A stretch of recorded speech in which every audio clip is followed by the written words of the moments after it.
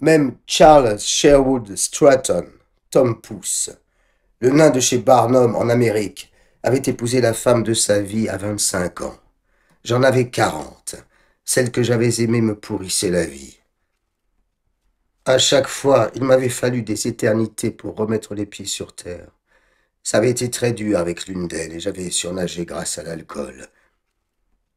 Il faisait moche. La radio disait qu'ils avaient trouvé un serpent à 2 têtes. À part ça, rien. Comme je n'arrivais pas à écrire, je suis sorti et j'ai commencé à marcher vers je ne sais où. Il y avait, on aurait dit, la queue d'un chien coupé sur le bord du trottoir. Des filets de sang se mêlaient au ruisseau d'eau claire et suivaient la pente du caniveau, accompagnant mes pas. Ça m'a fait peur. Faut aller boire un coup, j'ai pensé.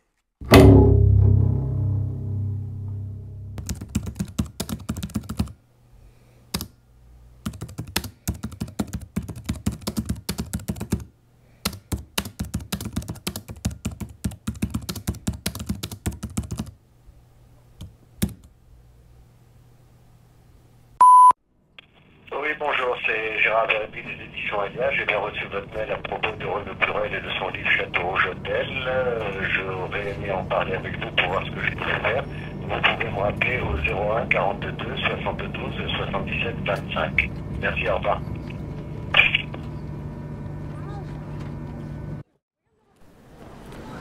Vous allez enregistrer la voix de plein de gens différents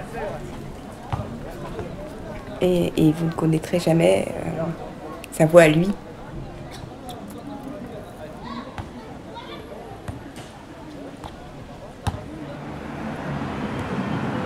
Sa vision de la femme, c'était un Graal, c'était une sirène, c'était la quête.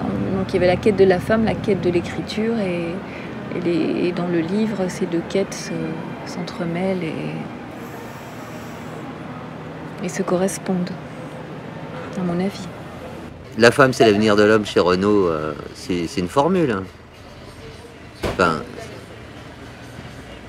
et en plus, je trouve que cette phrase, il l'a écrite en pensant à Céline, parce que c'est la phrase qu'il y a juste après, je crois, dans ce bouquin.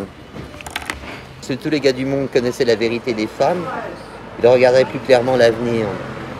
Le présent sans vagine dans le futur qui accouchera du passé. C'est comme ça que je voyais les choses. Et je crois qu'il a écrit ces deux phrases pour le « c'est comme ça qu'on voyait les choses » en pensant à Céline. Tu vois, il y a une réalité folle dans cette phrase. Il ne faut jamais oublier que chez Renaud, c'est un poète. Il y a besoin de muse, il y a besoin de femmes. Chez Renaud, les femmes étaient une sorte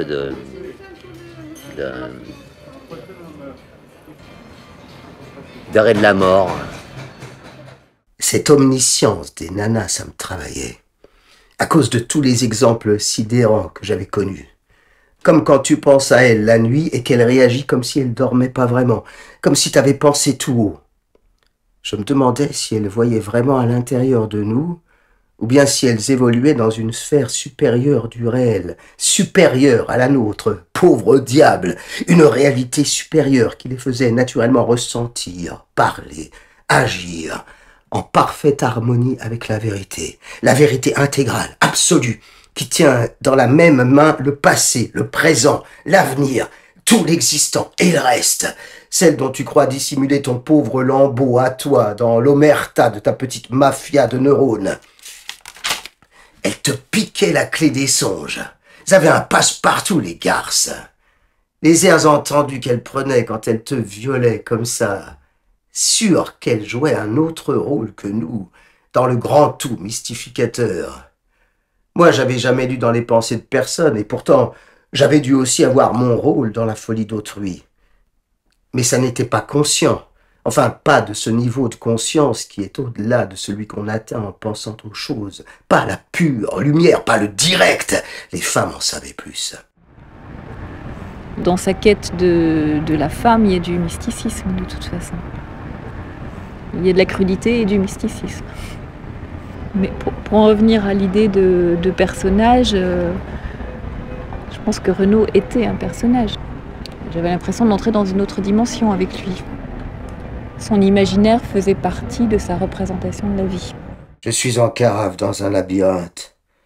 Parce que je ne veux pas bricoler une suite bidon à mon roman avec une fiction arbitraire sans rapport à mon destin réel. C'est pas mon deal. Et je craindrais que ça chamboule mon karma. Je blague pas. Mais s'il ne m'arrive rien, le récit de mes souvenirs amoureux commencerait à avoir un goût franchement amer. Le poison d'un vin mal vieilli. La mélancolie d'un herbier pâli perdu dans le foutoir d'un grenier, relique de sentiments, poussière restée des bons moments, émotions fortes d'outre-temps. Ce serait comme mettre un manteau gris et aller marcher seul un dimanche d'octobre le long des vitrines fermées, ou comme quand je m'ennuyais à la maison le mercredi à faire des grimaces dans le miroir de ma mère. J'en suis là de ma vie. J'en suis là, un peu. Et maintenant, où partir? Il y a pourtant le désir. Le désir est intact. Le manque est intact. Le blues est intact. Et la vieille phrase de Karl Marx, si je ne désespère pas trop du temps présent, ce n'est qu'en raison de sa propre situation désespérée qui me remplit d'espoir.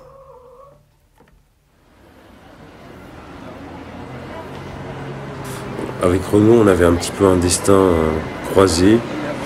On ressentait beaucoup de choses de façon similaire. On avait cette passion d'écrire tous les deux, et ce qui nous ramenait à une vie un peu plus maîtrisée, un peu plus choisie dans ce fatras. Et on en parlait souvent. On disait souvent qu'il se passait rien et qu'il fallait qu'on en tire quelque chose absolument pour pas que notre vie soit complètement absurde et tirée vers le bas. Et on était devenus inséparables, on s'appelait sans arrêt au téléphone, on prenait des cafés le matin à 5h du matin. On s'appelait au téléphone, on se demandait où on en était, on avait les mêmes constats de la vie. On s'était rencontrés à l'hôpital, dans la même chambre. Et c'est pas vrai que je lisais le même bouquin que lui, ça c'est ce qu'il dit dans le roman, mais en fait c'est pas vrai. C'est juste qu'on connaissait quelqu'un qui connaissait Guy Debord et on commençait à parler de Guy Debord. Et voilà, c'était un peu surréaliste dans cet hôpital. Et voilà quoi. Je sais pas quoi dire d'autre. Autrefois, les fous avaient une fonction au sein du peuple. Mais maintenant, ça serait trop incontrôlable pour le système. Ce qu'ils ont à dire est trop incompatible avec le respect de l'ordre établi. Toutes les impostures de la fausse conscience seraient menacées si on partait pas du principe que leurs paroles ne désignent aucune sorte de réalité. Ça serait la porte ouverte à quelque chose de terrible pour ce qui sert de pensée dans ce monde. Ce cadavre de pensée, ça décoifferait. Moi, par exemple, je sais que c'est dans mes moments de psychose que j'ai commencé à faire vraiment l'expérience de la réalité, dans toute sa dimension. Je sais pas quoi t'en dire, ça me dépasse, ça dépasse l'intellection normale, ça la désintègre carrément, et rien ne pouvait m'y avoir préparé, c'est le moins qu'on puisse dire, sauf l'art un peu, la poésie. C'est peut-être ça le problème des fous, pas une case en moins, plutôt 2-3 étages en plus. Une réalité pour laquelle on n'aurait pas vraiment les mots. Alors, plutôt que leur donner les moyens qu'on n'aurait pas de s'émanciper encore plus et positivement de la matérialité ou des conventions, plutôt que les épanouir dans le sens de leurs différences, on les assomme à coups de médoc ou on les enferme ou les deux. On les réadapte d'une manière ou d'une autre à la réalité. Mais quelle réalité ? Me conduisait vers des voies curieuses, mais j'avais l'impression que c'était un très joli chemin en fait, parce que c'était assez poétique, que ça s'exprimait de façon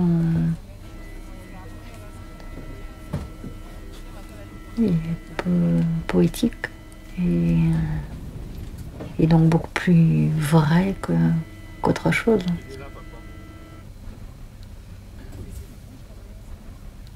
Quand on est passé par l'hôpital psychiatrique, oui, on a l'impression d'avoir vécu quelque chose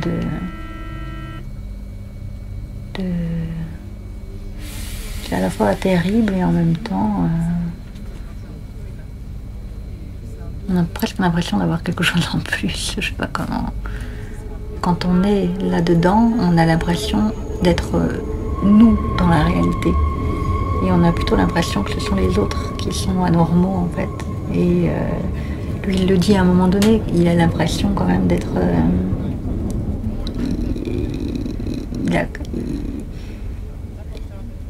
quelque part dans son fort intérieur, il a vraiment l'impression que ce sont tous les autres qui sont complètement dingues. Et que lui, il est dans la vraie voie, il est dans le vrai. En fait, on essaye d'éteindre la folie des hommes, mais ces gens-là sont parfois au plus près de ce qui est juste.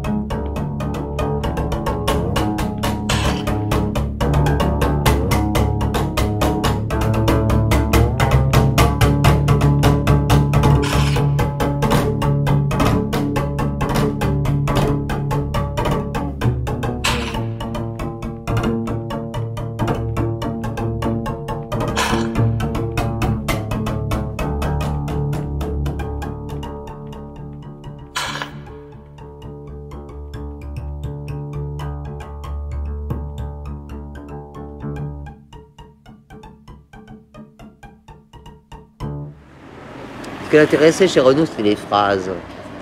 Le fond de vérité s'en foutait. Mais il était peureux, il n'aurait jamais raconté sa vie.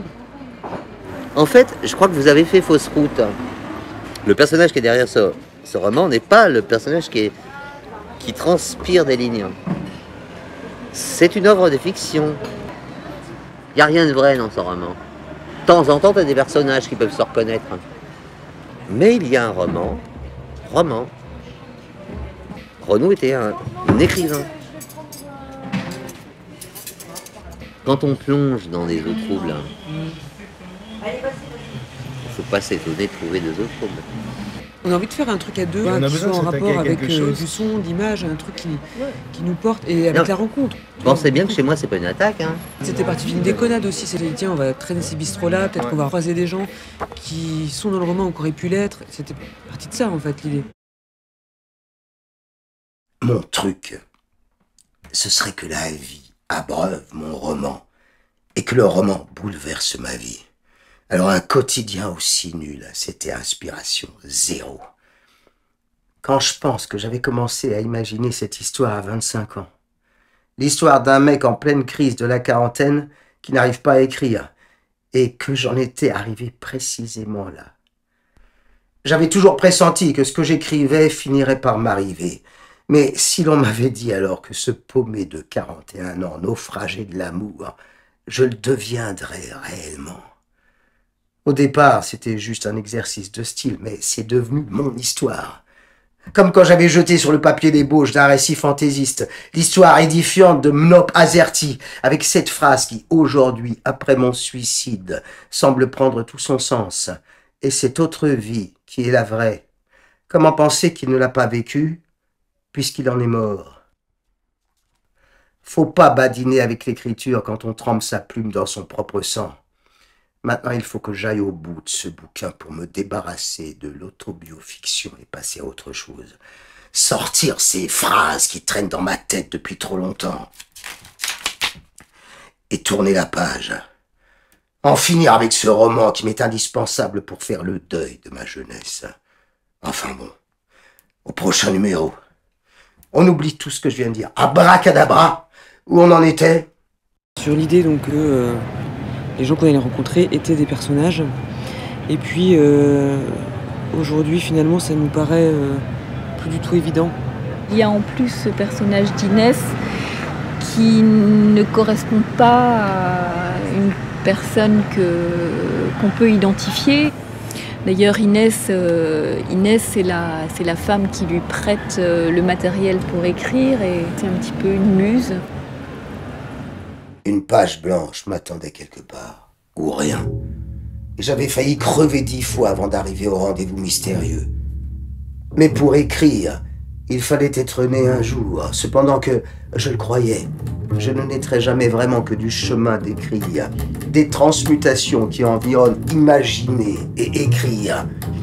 Et puis il fallait avoir buté tous les démons du placard à tristes souvenirs, dératiser la cave de mon rêve, exproprier les oiseaux de mauvais augure.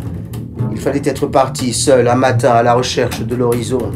Il fallait avoir plongé nu dans l'immensité et nager jusqu'au bout des tréfonds du fin fond de l'océan pour ramener son secret au sable. Avais-je nagé assez longtemps, assez fort, assez profond, assez loin? Il fallait avoir lu 100 000 livres. Il fallait que le jus de tous les livres écrits et jamais écrits transpire à mon front pour faire le vin nouveau des nouveaux messages. Avais-je assez lu de livres? Il fallait avoir pensé toutes les pensées pour en penser 2 ou 3 autres. Il fallait avoir compris la langue des sorcières et les énigmes de Néfertiti et savoir parler aux hommes qui se lèvent et aux hommes qui se saoulent.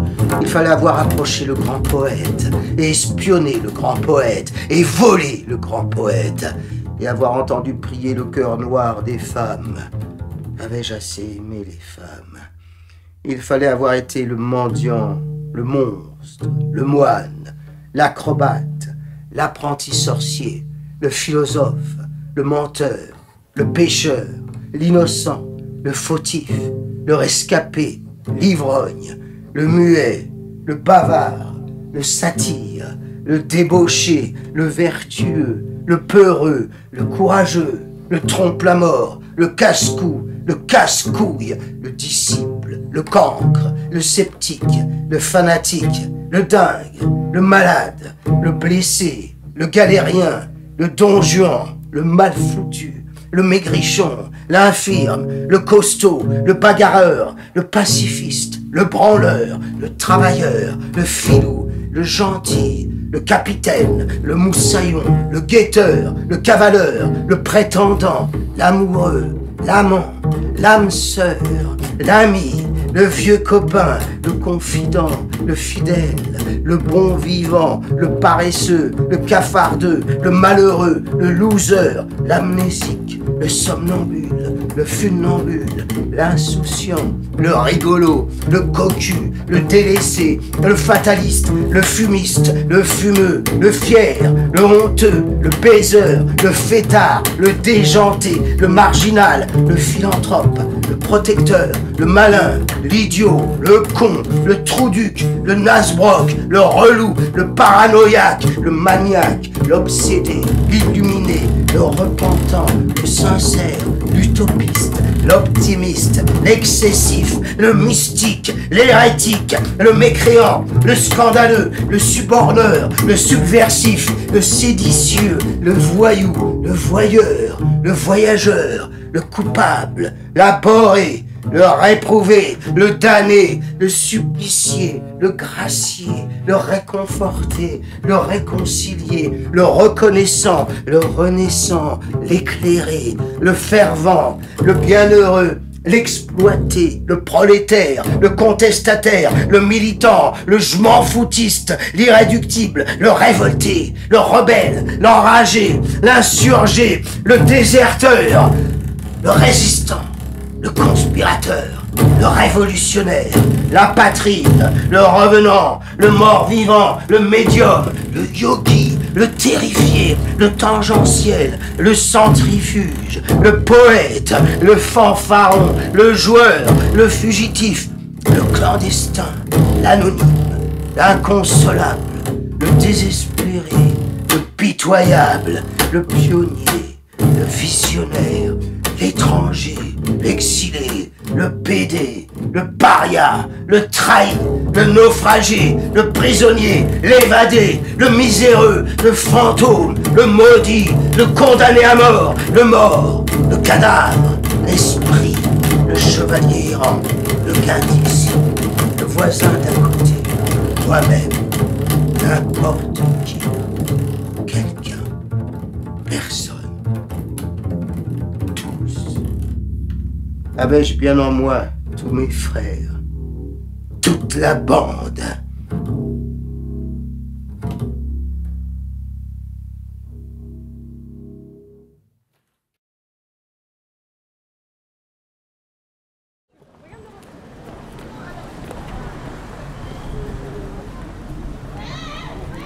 Après, c'est dur aussi ce livre qui, pour moi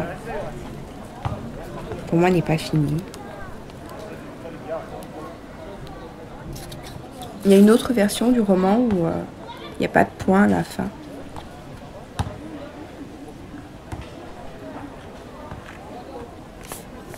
J'aimais bien cette version où il n'y avait pas de point.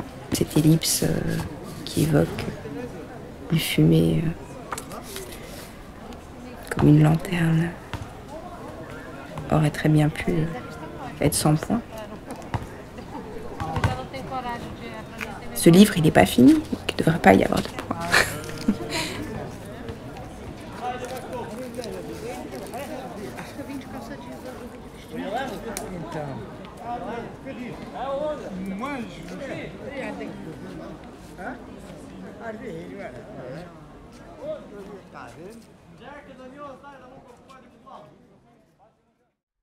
C'est le bar. On ne parle pas. Ou on parle un peu bas. Au cœur de l'autre rive, marin ou noyé ou sirène, on souffle dans les voiles des mots navires, alanguis sur la mer vineuse. Vaguement il quitte ton port, vogue, en ondes hésitantes, jusqu'à une autre île tête, une autre attente bercée de ressac, puis disparaissent derrière les digues d'une oreille distraite, absorbé par les docks d'une rêverie maritime. C'est l'après-midi d'un naufrage, algues, les heures glissent. Voyez le type au comptoir, échoué, le sable dans sa main, l'écume. Et voyez dans son verre le niveau de la mer. Et voyez la serveuse dans son aquarium. Quelle ivresse passée ruisselle encore sur ses seins parasols. C'est la mort, la marée qui boit à l'horizon. C'est l'été qu'on avale un soir, à l'eau d'un mamelon, le bar de la plage.